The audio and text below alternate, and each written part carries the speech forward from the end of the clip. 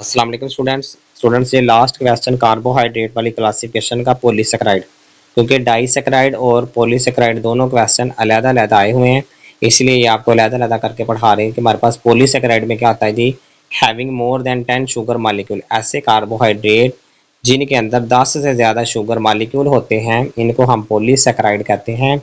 They give hydrolysis, ये disaccharide देते हैं ऑन हाइड्रोलिसिस, जब इनको तोड़ा जाएगा तो ये डाइसेक्राइड बनाएंगे। On further hydrolysis monosaccharide are produce, तो मोनोसेक्राइड बनते हैं। ठीक है, हमने पढ़ा ऐसे कार्बोहाइड्रेट जिनके अंदर 10 से ज़्यादा शुगर मॉलिक्यूल होते हैं उनको पॉलीसेक्राइड कहेंगे।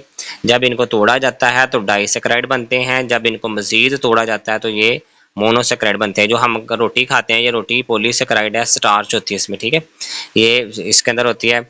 तो हम क्या करते हैं, जब इसको खाते हैं इनसे फिर पहले हमारे डाइसेक्राइड बनती है, माल्टोज बनती है, फिर माल्टोज से फिर बाद में हमारे पास क्या बनती है, ये ग्लूकोज बनती है, जो स्मॉल इंटेस्टाइन से फिर हमारी बॉडी के अंदर खून में चले जाती है और खून से पूरे जिस्म के अंदर फैल जाती है। ठीक है, तो इसकी जी हमारे पास क्लासिफिकेशन है, टू टाइप्स ऑफ क्लासिफिकेशन है का पॉलीसेकेराइड की, homopolysaccharide and heteropolysaccharide. The polysaccharide which yield one type of monosaccharide on hydrolysis, yield का मतलब होता है पैदा करना। ठीक है, तो यहाँ पर यह बताया गया कि ऐसे पॉलीसेकेराइड जो एक किस्म के मोनोसेकेराइड बनाते हैं उनको हम कहते हैं होमोपॉलीसेकेराइड। हेट्रोपॉलीसेकेराइड के अंदर होगा the polysaccharide which yield different type of monosaccharide on hydrolysis, ऐसे पॉलीसेकेराइड जो मुख्तलिफ किस्म के मोनोसेकेराइड बनाएंगे जब इनको तोड़ा जाता है। तो एग्जाम्पल इसकी जी हेमीसेलुलोज है। लास्ट में अंदर हम इनकी एग्जाम्पल लिखेंगे जी। एग्जाम्पल ऑफ पॉलीसेकेराइड में क्या है जी, सेलुलोज है। ये एमसीक्यूज में आपने याद करना है, most abundant on the earth present in the cell wall of plant. Earth के ऊपर सबसे ज़्यादा पाया जाने वाला जो कार्बोहाइड्रेट है वो हमारे पास क्या है, सेलुलोज है, और ये पौधों की सेल वॉल में पाया जाता है। स्टार्च जो होती है it is store food material in plant, ये जो हम दाने होते हैं जितने भी सीड्स वगैरह होते हैं उनके अंदर ये वाली मौजूद होगी। ग्लाइकोजन ये भी एमसीक्यूज आता है, इसको कहते हैं एनिमल स्टार्च भी कहते हैं, दूसरा इसका नाम एनिमल स्टार्च है।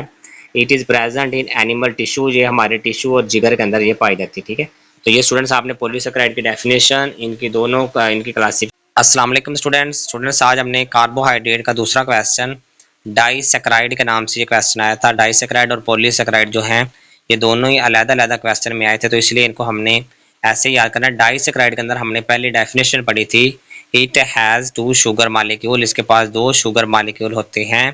इट अकर नेचुरली, ये कुदरती तौर पर पाई जाएगी। It is less sweet than glucose, ये ग्लूकोज से कम मीठी होती है। डाइसेकेराइड की मिसाल जो हम घर में चीनी होती है ना उसकी मिसाल है इसकी। They are soluble in water, ये पानी के अंदर हल हो जाते हैं। They are white crystalline solid, ये सफ़ेद कलर के होंगे और उनकी क्रिस्टल की तरह के ये वाले सॉलिड होते हैं।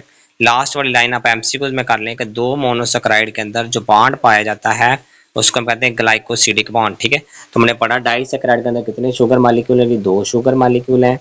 ये ग्लूकोज से कम मीठी होती है, ये पानी के अंदर आराम से हल हो जाएगी। अगर इनकी शक्ल देखें तो दे आर वाइट कलर के होंगे और क्रिस्टलाइन सॉलिड होते हैं।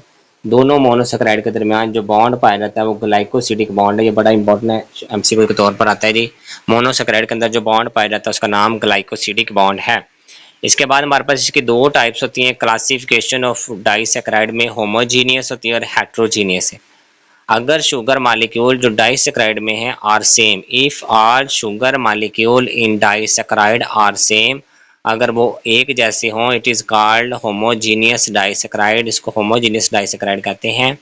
एग्जाम्पल इनकी जी maltose. If all sugar molecule in disaccharide are different, अगर डाइसेकेराइड के अंदर शुगर मालिक्यूल मुख्तलिफ होंगे हम उन्हें हेट्रोजीनियस कहते हैं। और एग्जाम्पल इसकी जी हमारे पास जी सुक्रोज है। ठीक है स्टूडेंट, तो ये इतना ही क्वेश्चन था।